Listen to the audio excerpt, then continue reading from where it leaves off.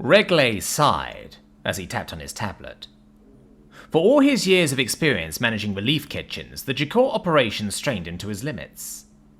The Confederacy Relief Command had never seen an operation as large as the aftermath of the Jakor Incursion War.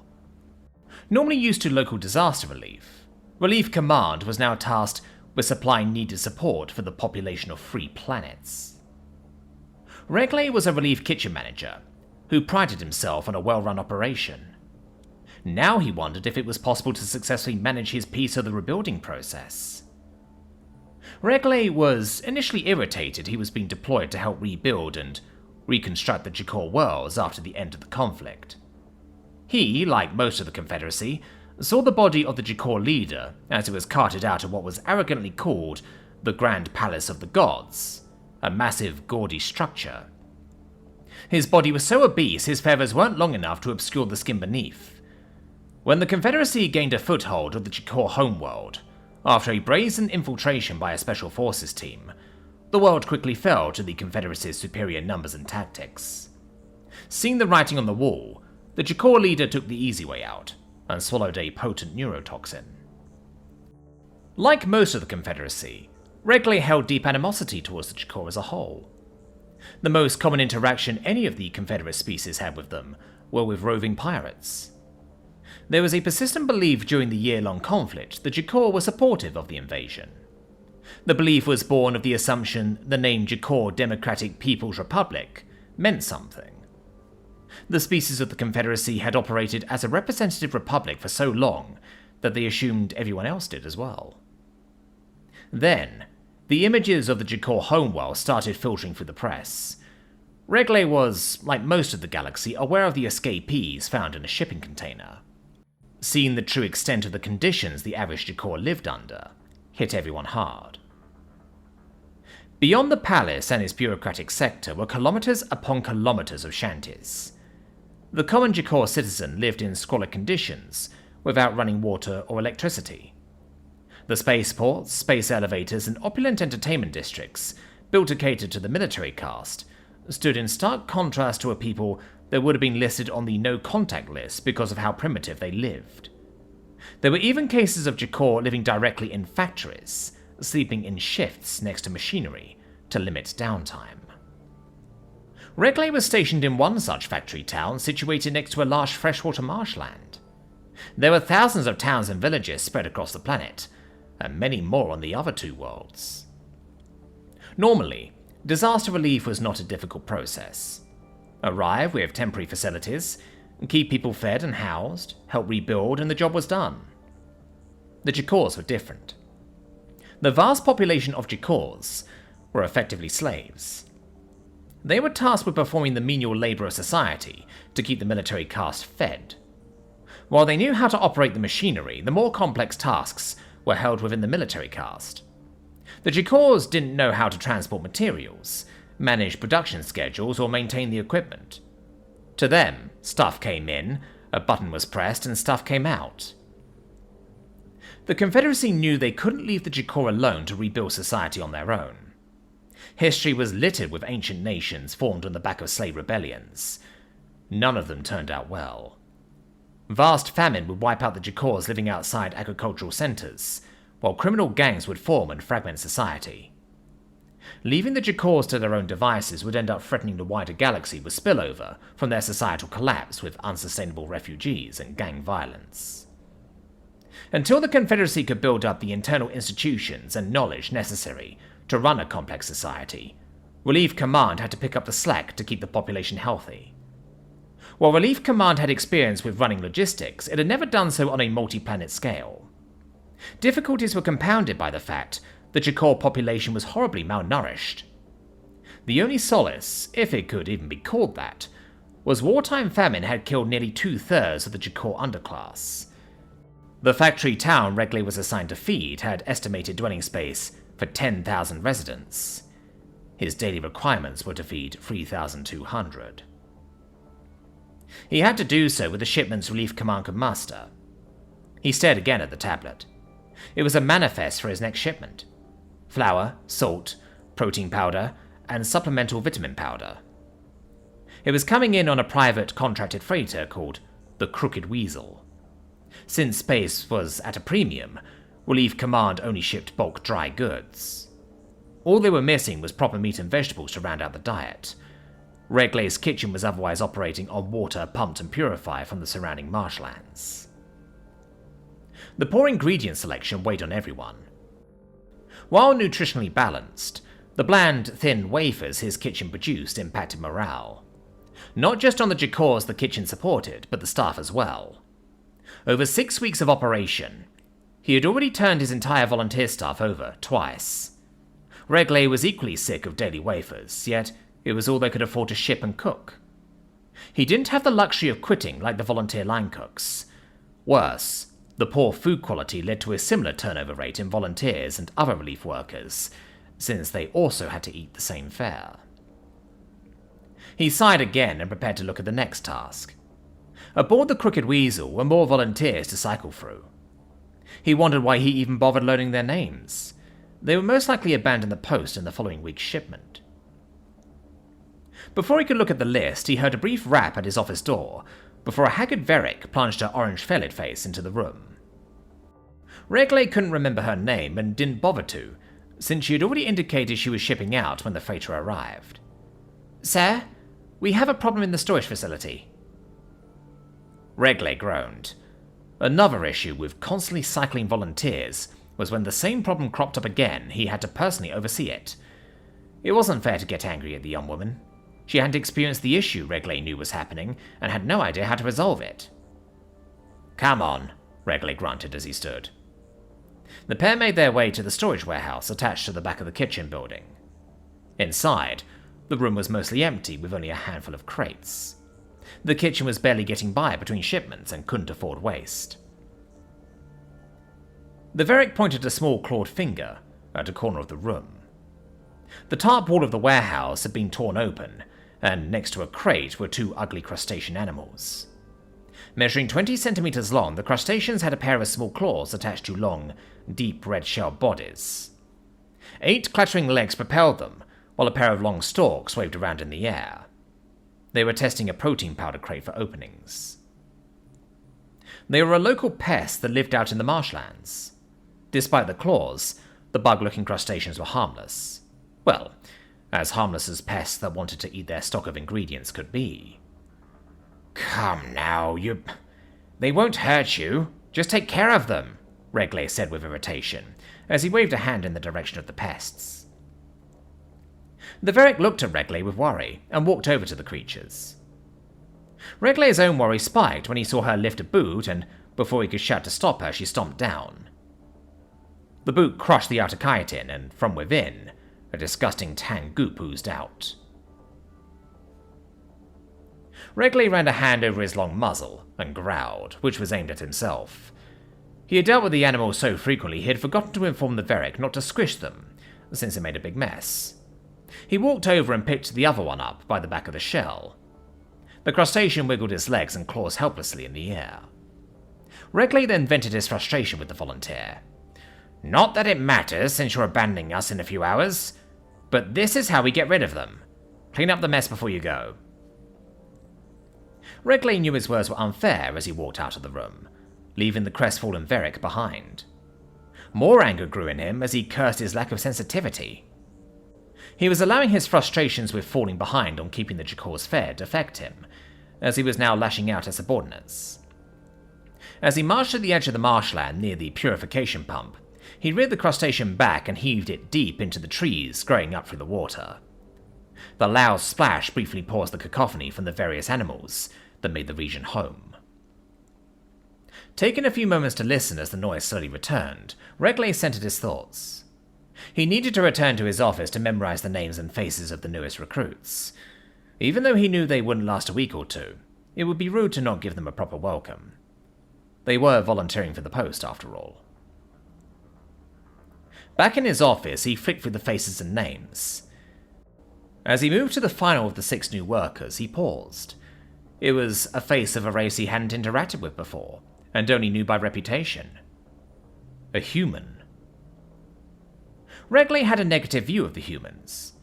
Everything he had heard about them indicated They were as volatile and unpredictable as a Death species would be. They had crashed a moon into a planet and accidentally damaged a space station in recent years. While he fully respected them as a species, a human posthumously received the Pulsar Order for his role in breaking the siege of the Jakor homeworld. He wasn't sure if he wanted a species around that was able to single-handedly defeat over 100 Jakor soldiers. Another reason was personal. Humans had, according to some news report, taken a liking to Reglay's people, the Berrigans. There had been a dozen marriages in the last decade between the two species, and it was confirmed the two were genetically compatible. However, Reglay bristled at the nickname the humans had given the Berrigans, fluffy puppers. Even though the spouses reported it was a term of endearment, Reglay had interpreted it as the humans lording their superior Death Order status over the rest of the galaxy. He looked at the human's profile more closely. The human was a male named Creford. He had to press the speaker icon to know how to properly pronounce it, since the spelling was unusual. He hailed from a region of Earth called Louisiana, specifically the city of New Orleans. Like most volunteers, Creford was a young man. Most youth looked to volunteer activity after finishing a university education before entering the proper workforce. He recently graduated from a place called Tulane University with a degree in something called food sciences. Reglay had heard the humans do bizarre things to their food. Knowing what human scientists were capable of, he became worried what they need a scientist dedicated to food for. Food was food. You put it over some fire to kill the microbes and then you ate it. He hoped Creford wasn't some odd human who would end up turning a piece of fruit into a deadly weapon. His mind suddenly shifted to the absurdity of possibly needing a defense course on how to address being attacked in a dingy alley with someone armed with produce. Scrolling back to the top of the profile, Reglay looked at the man's photo. On it was a youthful face with skin coloured like fired pottery and brown eyes.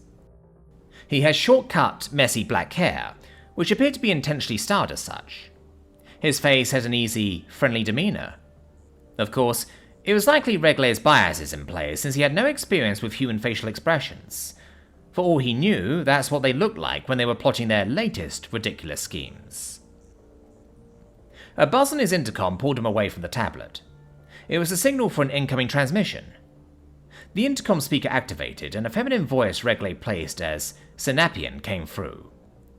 "This is the Crooked Weasel requesting permission to land." Reglay checked the manifest to verify the ship name and confirmed the secondary transponder code matched the document. They had to be careful in this sector of space, since there were still a few Jakor military remnants engaging in an insurgency. Thankfully, everything matched. "Permission granted. Please set down on pad 1, Reglay replied, before standing up to meet the ship. The ship, a typical Class A private freighter used by small shipping firms, gently touched down on the landing pad.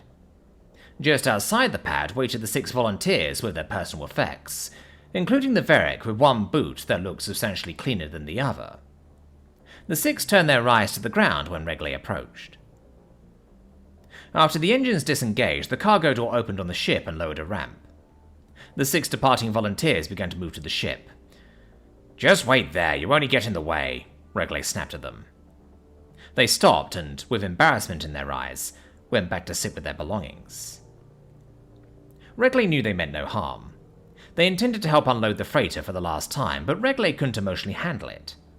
Half of him was upset the traitors were abandoning their post, and the other half of him was jealous he couldn't go with them. Aboard the ship, 5 new volunteers were helping move hoverpads down the ramp as they loaded the provision crates. Reglay quickly identified Creford, since he was carrying a crate on his shoulder like it was nothing, along with another human who was dressed like a member of the crew.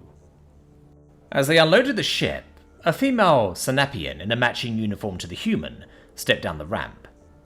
Strapped on her chest was a sleeping infant, with an unusual scale pattern across his shoulders that was interrupted by patches of peach-coloured skin. Reglay, upon seeing the child, recalled a small news story about the first confirmed human-Sinapian pairing. He was now looking at the first human-Sinapian hybrid in the universe. The Sinapian approached Reglay and, after peering at the sky, said, Good afternoon. Good afternoon, Regley replied. He gestured at the infant. Never thought I'd end up seeing the first one. He's adorable.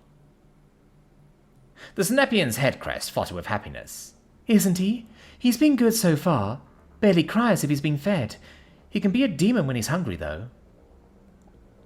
The two exchanged manifests to compare as part of the verification process. They then went and counted boxes to ensure everything made it. All the while, the 5 recruits were unloading their personal belongings while the old ones were boarding the ship. Creford and the human crewman were behind, unloading another hoverpad of unusual equipment.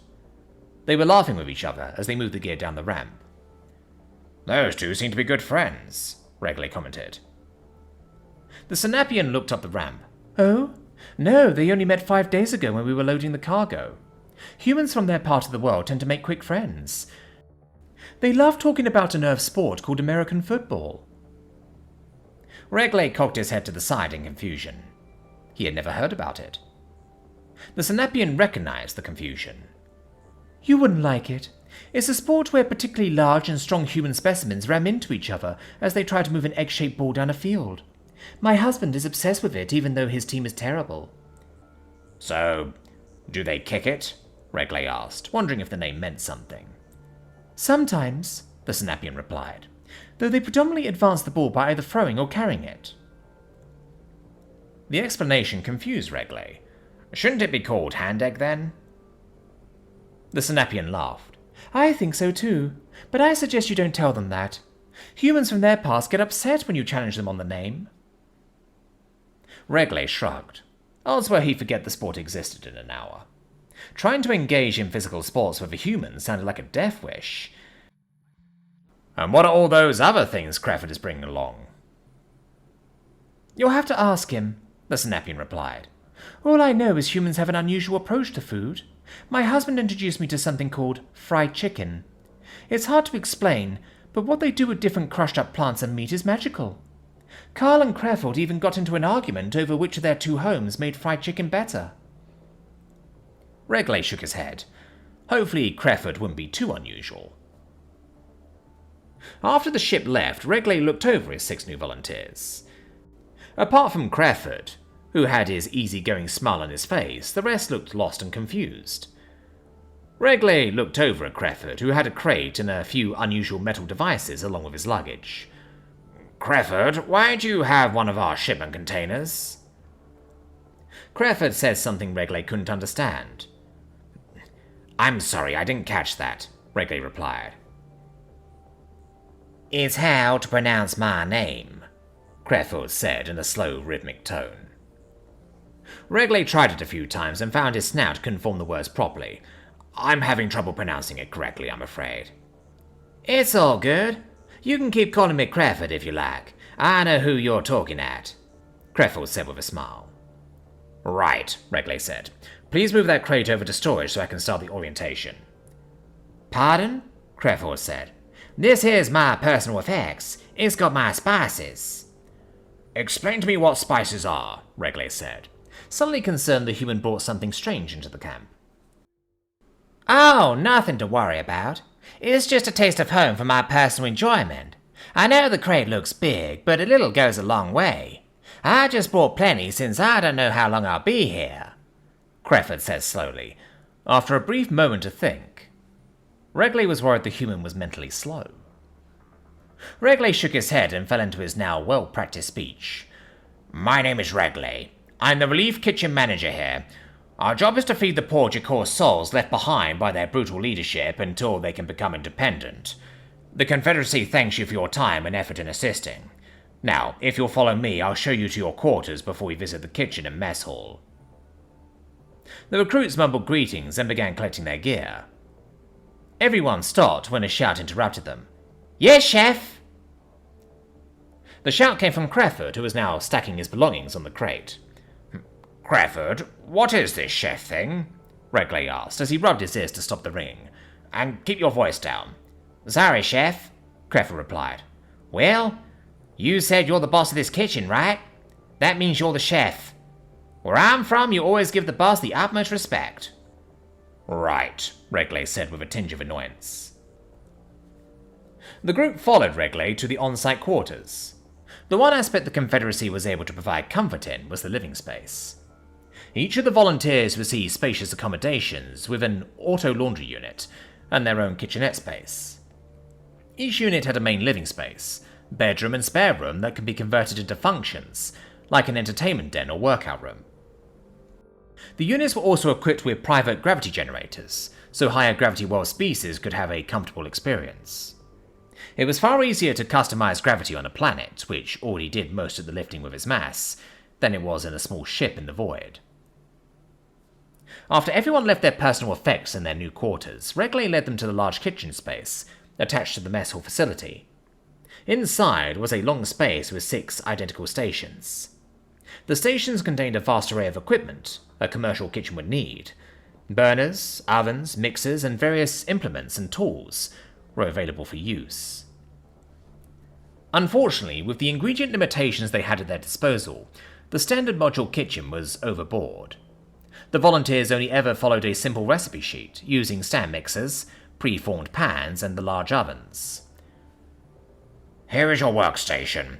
We are currently serving 2 meals per day, one at noon and one in the evening. Our work schedules begin in the morning for prep and we finish in the evening after final service. Unfortunately, due to the extensive needs on Jakor, we are pulling cooking and serving duties. The auto washers are designed to handle industrial grime, so don't waste time scrubbing. Just toss your gear in the washer and it'll do the rest. Follow the instructions and you'll do fine, Regley said. He looked around and, apart from Creford's "Yes, chef," reply, everyone was silent. It's a simple job. Follow the instructions at your workstation and you'll do fine, Regley continued. He then led them into the mess hall. Here, you will serve the residents of town. Hand out 1 ration and move on to the next. The previous volunteers, prior to leaving, had already completed the evening meal preparation. It was useful to show the new volunteers that, despite the numbers, the 7 of them could easily handle the volume. The recruits stared out in awe over the large canvas, open-air tent, and its long rows of bench-style tables. A warm, humid breeze blew through the tent from the marshlands outside. The size of the room could be overwhelming to anyone who didn't have a background in the catering business, prior to volunteering for relief operations. Regley looked at the new volunteers, and noticed that Creford was once again the outlier. Instead of looking at the tent, he was staring at one of the racks loaded with ration wafers. His face had a sad look on it as he regarded the food they would serve in an hour. Regley sighed. If he was already this depressed seeing the food, it would be even worse when he saw who was eating it. Regley had the volunteers familiarize themselves with their workstations until the serving period started. That's when the true gravity of their efforts would set in. At the line, Regley, the volunteers, and a dozen rotating training corps members prepared to hand out the evening rations. Then the Jakors started to file in. Silent, heads down, and haggard, the Jakors were every definition of broken. They were conditioned from birth to be slaves and only ever had the expectation they existed to work, reproduce, and die. Few of them even saw their own offspring, who were kept in communal nurseries and raised by a military adjutant. As each came by, they handled their bland ration wafer with great reverence. The typical Confederacy species didn't comprehend the concept of starvation. Sure, a few would grumble if the day was too busy and they forgot to eat lunch, but true grinding starvation was a thing of the past. To the Jakors, it was daily life. To have 2 bland nutrient wafers was, to them, a godsend. Even still, the mood of the tent was somber. The Jakors only whispered low to one another, leaving a dour feel over the room. After they left, the various support personnel and other volunteers, assigned to bringing the village back from the brink, came in, and the mood was even worse. Not only were they fighting a difficult battle rehabilitating the Jakors, they had to do so with terrible food that the different species needed to dip in water to properly consume. Finally, it was the kitchen staff's turn to eat. Regley looked around at his team as their reality sunk in. This terrible wafer would be their sole form of sustenance while on the planet, and they would have to look in the eye of thousands of downtrodden people as well. Creford once more had a different expression.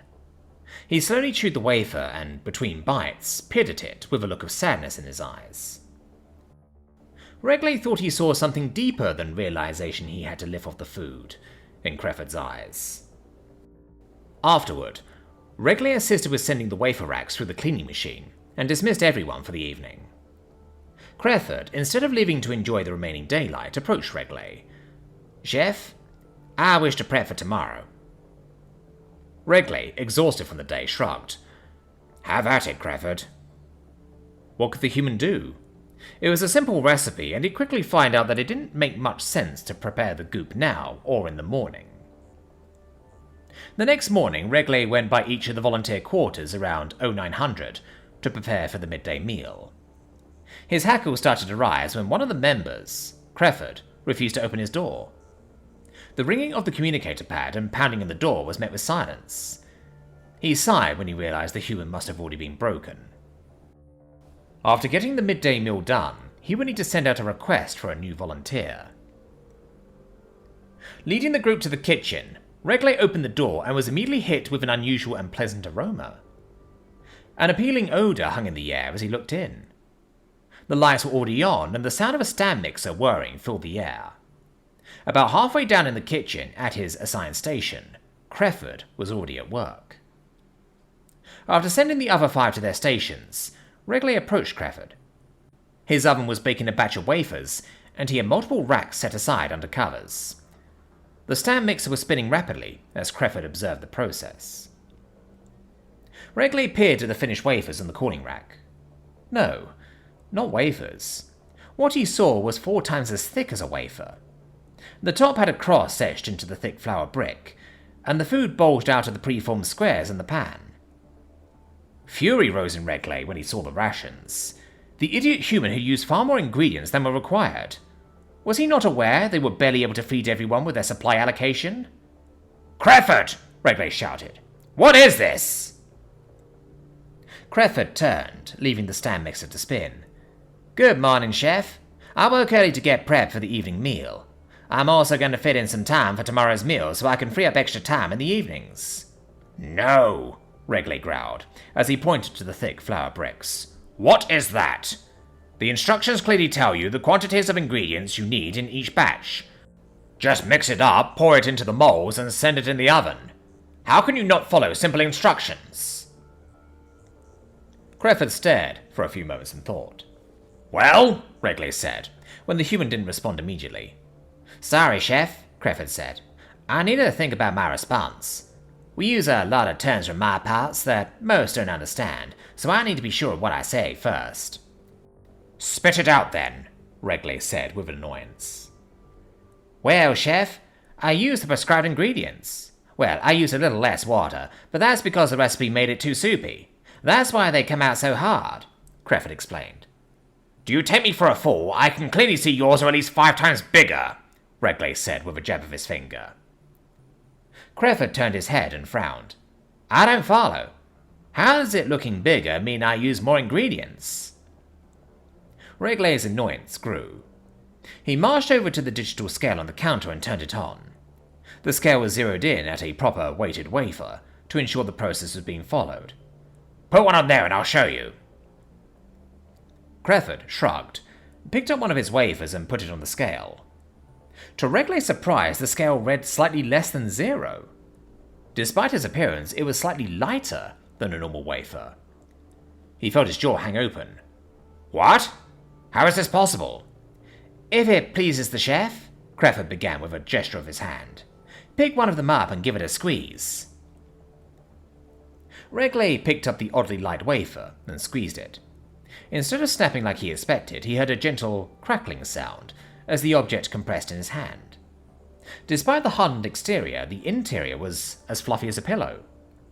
When he released, the object expanded back to its original shape. The only evidence it was squeezed was the cracking on the exterior shell. "What in blazes is this?" Regley said in surprise. "Basic bread, Chef," Creford said. "It's the best I can do with our ingredient list. I'll be able to do better with some yeast and a little sugar." Regley looked back down at the item in his hand. He squeezed again and, this time, pulled it.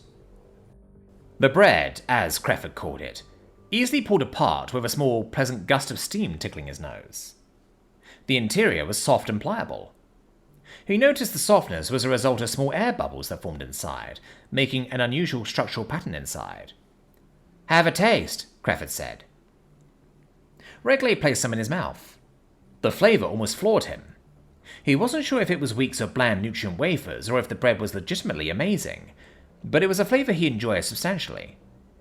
Creford had somehow taken the exact same disgusting survival flour and created a food item that was actually worth eating. How? Creford turned off his stand mixer. "Well, chef, we just need to put a little less water in the mix and let the mixer work until it forms this sticky dough." He pulled the paddle off the mixer and extracted a sticky tan wad from it. "If we had a proper bread hook, it would make it even easier." Creford then took the wad and, using a knife, cut it into small pieces that he placed in the centre of the pan. He then cut a cross into the top of the bread.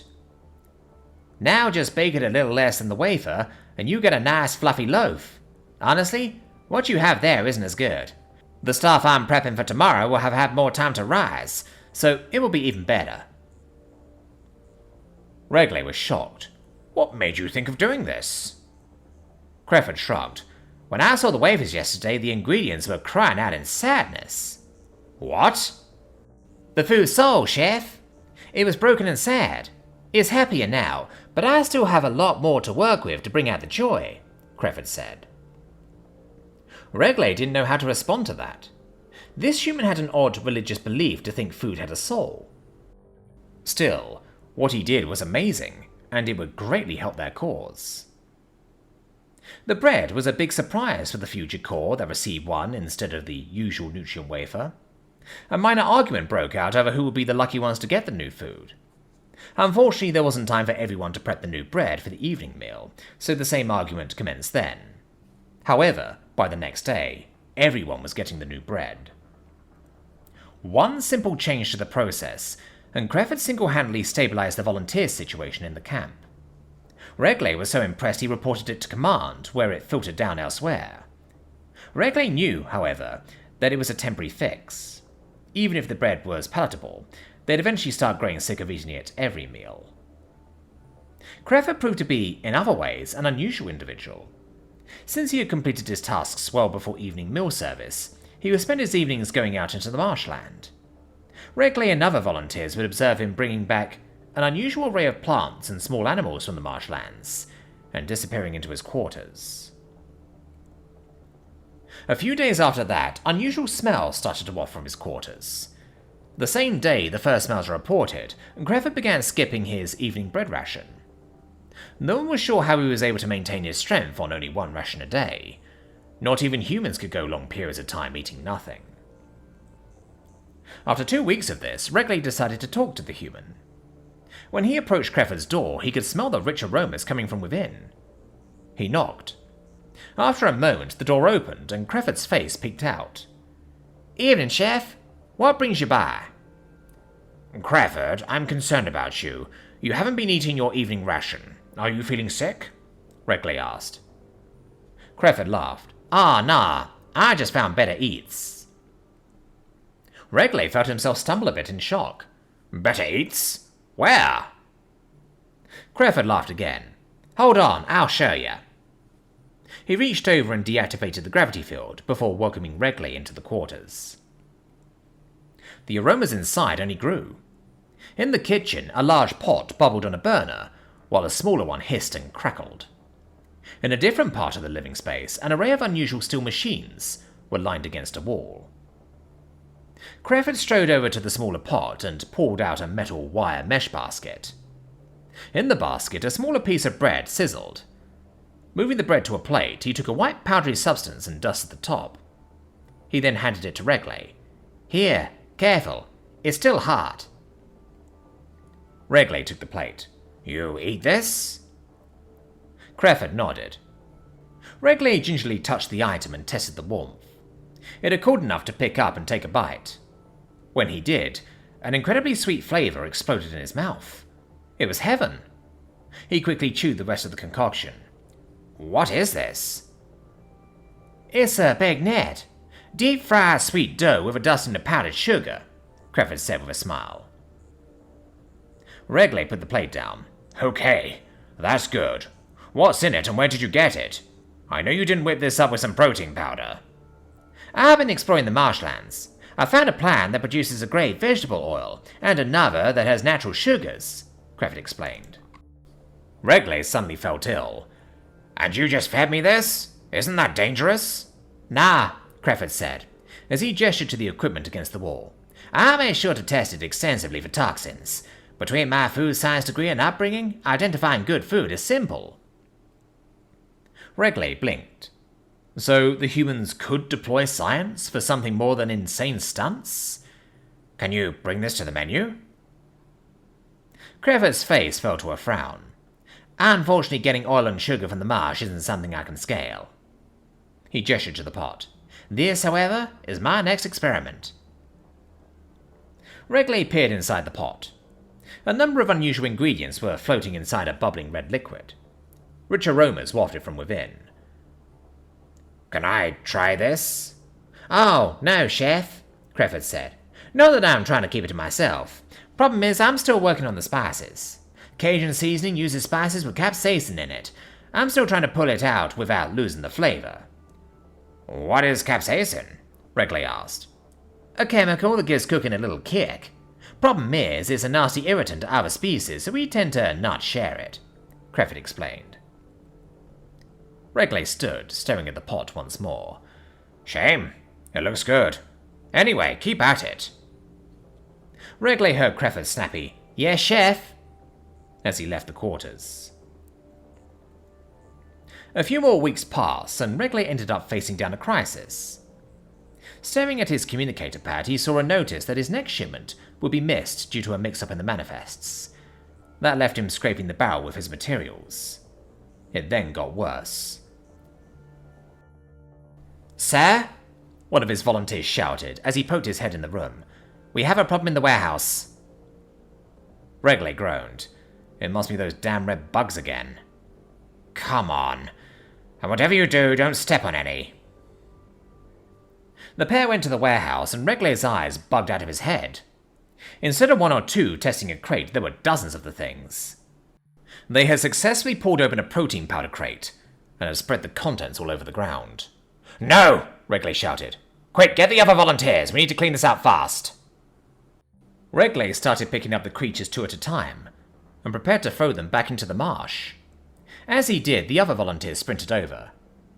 Wrigley shouted, "Get them out before they eat our stock. We'll starve otherwise." Instead of running the creatures by twos to the marsh, the volunteers threw them out of the tent into the open space. However, the damage was done.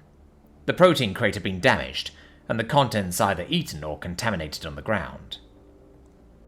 Wrigley felt deflated as he sat among the dozens of red crustaceans slowly scuttling around. "Everyone, this is bad. We're going to have to find a way to stretch flour until our next shipment arrives in a couple weeks." Everyone's mood instantly plummeted, save Creford, who picked up one of the crustaceans. "Chef, I don't think we have a problem. These crevices are good eats." What? Wrigley said, irritating flaring at Creford's calm demeanor in the face of the crisis. "Crawdads," Creford explained, as if that would make things any clearer. "They're a bit bigger, but they're similar to what we got back in the bayou. I tested a few out a while back, and they're quite tasty." "You want us to eat these disgusting bugs?" another volunteer blurted out. Creford snorted. "They're not disgusting. Chef, with your permission, I'll fix the seasoning issue. It doesn't have the same kick, but the flavor is there. It's time to bring out the soul in the ingredients." Wrigley waved him off. Creford must be nuts if he could save them with insects, but it wouldn't hurt to let the human show them. The human returned with a small bag, a jug of oil, and a metal pot. He went into the storage tent and returned with flour. After pouring the flour into the pot, he added the oil and turned the heat on. Everyone watched in fascination as he mixed the flour and oil in the bottom. It turned a deep brown color, and then he added water to the pot. Afterward, he upended the sack and a red powder poured out into the mixture. When the pot came to a boil, he picked up two of the crustaceans and dropped them in. They squirmed from the heat before going still. After some time boiling away, Creford used some tongs and extracted one of the creatures. He used a small mallet to crack open the body, and instead of a disgusting goo, a slightly red-tinged slab slid out. Who wants to give it a try? No one moved to pick up the bug. Regley, deciding leadership was more than giving orders, took the creature. He stared at the creature's solidified interior and gulped. He tentatively opened his mouth and took a bite. Then, he felt the explosion of flavor wash over his tongue. In that moment, he knew exactly what Creford was talking about when he spoke of the soul in the food. He was awash in the aromas and sensations as warmth filled his body. The soul of the food touched his own, and for the first time in months, Regley felt whole and happy. A small tear flowed down his eye when he chewed. "Do you think we can make this in bulk?" Regley asked. Creford shrugged. "These critters love that protein powder. Hang a few bags over water by the trees and we'll be swimming in crawdads." The plan worked. The water teemed with thousands upon thousands of the crustaceans, so much so that they never seemed to run out. The new food, after some hesitation by the Jacor to try it, ended up a success. The mood of the town dramatically improved. While they couldn't keep it up forever as a daily meal, Regley worked with Creford to begin adding special meals throughout the week. Crawdad boils, beignet dessert days, and more from the various plants and creatures he scrounged out of the marsh. Once more, the revelation spread throughout the different kitchen camps, as the relatively easy-to-transport spices made their way into standard shipments. While the road to getting the Jacors a functioning member of the galactic community was still long and arduous, at least disgusting food wouldn't be a barrier any longer. All because of Creford and what he called his Cajun soul.